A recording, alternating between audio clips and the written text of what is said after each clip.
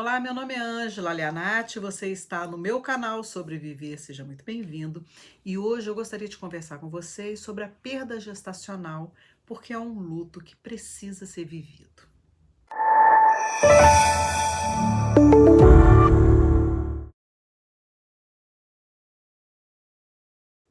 Então, gente, é preciso reconhecer que há uma grande dificuldade social em lidar com a morte, né?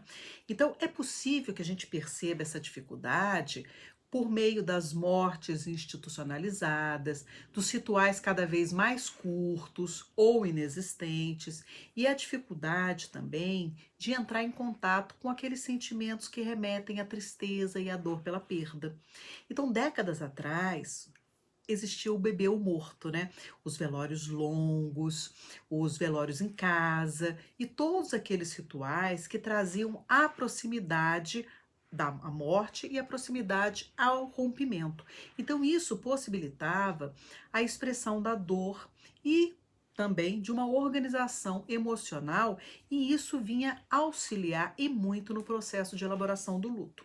Então até mesmo aquelas carpideiras, né, que era muito comum no Nordeste, no norte do país, que eram mulheres que eram contratadas para chorar nos velórios, porque através desse choro, isso facilitava a expressão da dor pela perda das demais pessoas, elas se sentiam compelidas também a chorar.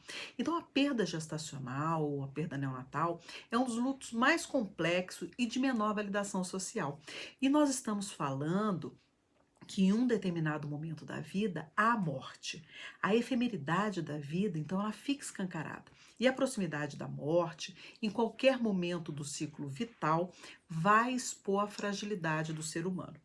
E com toda essa contradição e sentimentos confusos, nós temos inúmeros pais sendo negligenciados em suas dores.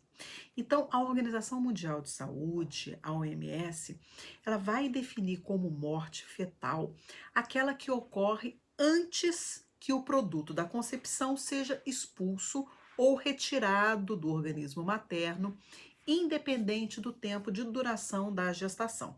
E aí, nesse caso, a morte do concepto pode ser classificada em três grupos.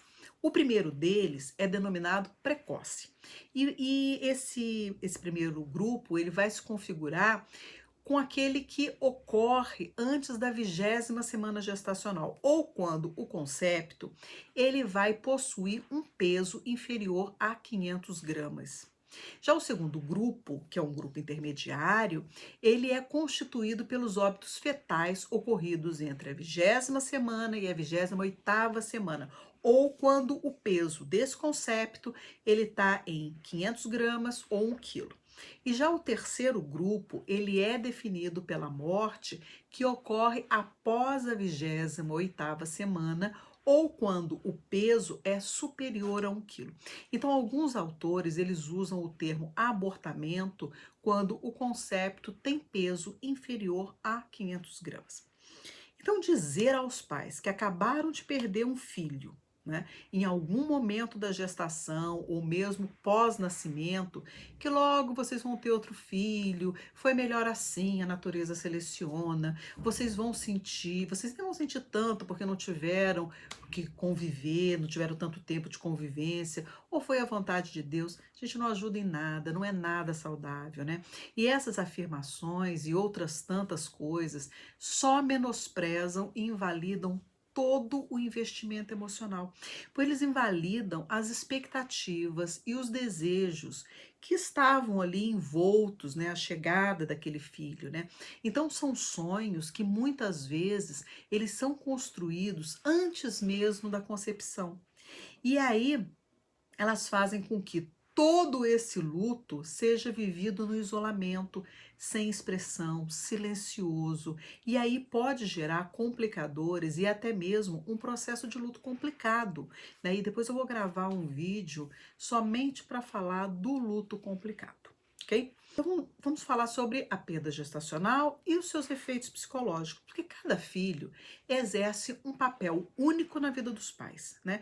E vem mexer profundamente com os papéis sociais de todos os membros da família e também as suas interações. Então, quando ocorre uma quebra muito brusca nas expectativas da gestante, o que era considerado apenas uma transição vai se transformar, obviamente, numa crise.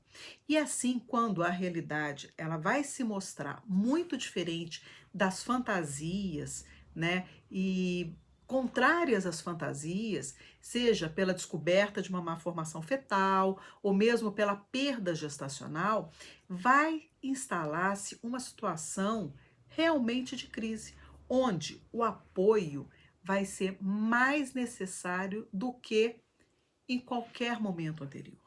Né? Então, os pais, eles sempre sonham e fazem planos antes da chegada de um filho.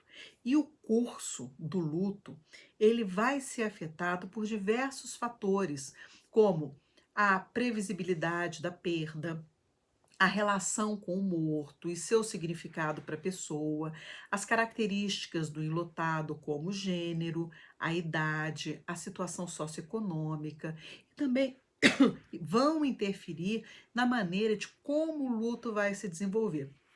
Então, alguns estudos indicam ainda que perdas gestacionais envolvendo má formação fetal, elas possuem maior risco do desenvolvimento do luto complicado.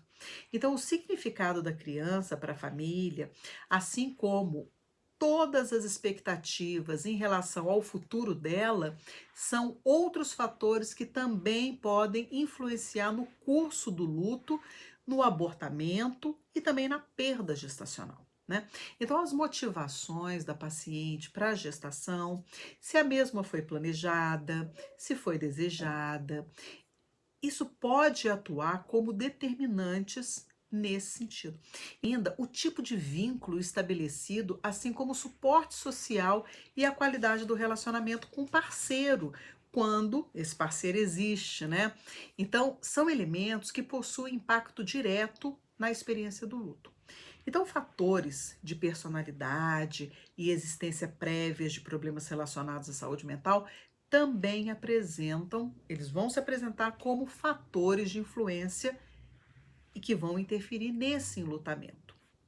Bom, toda perda gestacional, ela tem um sentimento também de culpa, né? Sentimentos de fracasso e de culpa são muito comuns.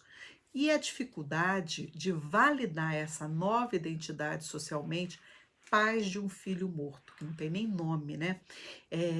Pode ser grande, o que dificulta a expressão dessa dor. Né? O homem, muitas vezes, como se coloca coadjuvante, abafa sua dor com a intenção de não aumentar o sofrimento da esposa.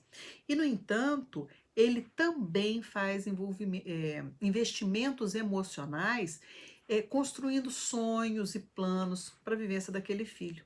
Né? Então, dar espaço, validar, tornar possível a comunicação entre esse casal sobre a perda é muito importante.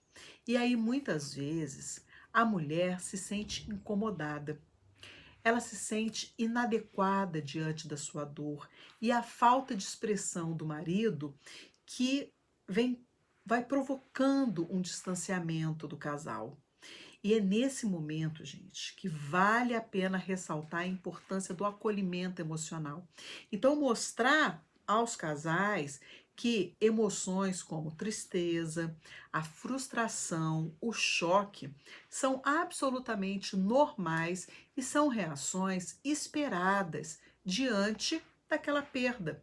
Então, falar com pessoas que tiveram experiências semelhantes, também participar de grupos e, mesmo se for possível, procurar ajuda especializada, são algumas formas de você expressar esses sentimentos e dar vazão para essa dor. Precisa esvaziar, precisa colocar ela para fora. E aí pode-se perceber e os seus recursos e a força para continuar o seu caminho com essa nova realidade. Lidar com essa ausência, lidar com essa perda, né? Então, nesses casos, a psicoterapia, ela também pode ser um excelente caminho para elaborar melhor os sentimentos desse luto, porque é um luto verdadeiro e é um luto que precisa ser vivido, ele não pode ser negligenciado, porque a perda gestacional é um acontecimento potencialmente traumático e quando é necessário enfrentá-la e ultrapassá-la, é uma tarefa que coloca em causa, né, o equilíbrio psicossomático dos casais, né? Em especial da mulher. Então, se você puder perceber que esse sofrimento emocional não está diminuindo, é preciso procurar a ajuda de um psicólogo. É sempre importante. Então, espero que esse vídeo tenha lhe ajudado. Eu espero que você goste do trabalho. Um beijo.